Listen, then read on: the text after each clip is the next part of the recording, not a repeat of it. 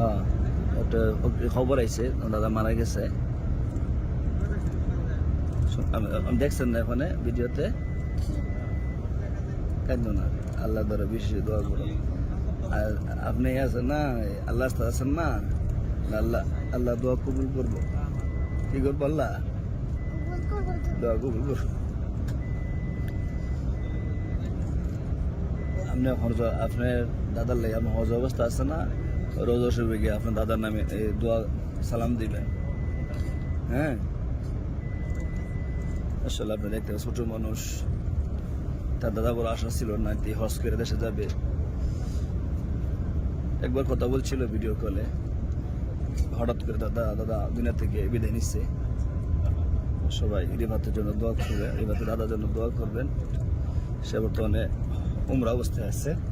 আমরা সবার কাছে দোয়া চাই, আল্লাহ তাআলা তার জন্য রিফাতের দাদারে ব্যস্ত নসিব করে। হ্যাঁ, আমার দাদা আছিল মারা গেছে, বুবা ছিল মারা গেছে, সবাই চাইতে একদিন, বুঝছেন না?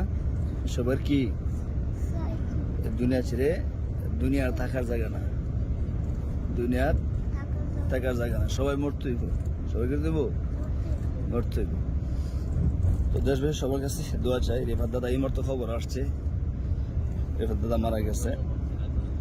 সবাই দোয়া করবেন রেফাত দাদার জন্য।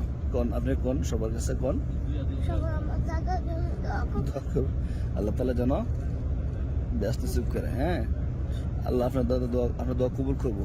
আপনি মুসাফির, বুঝছেন? মুসাফির দোয়া আল্লাহ কবুল করে।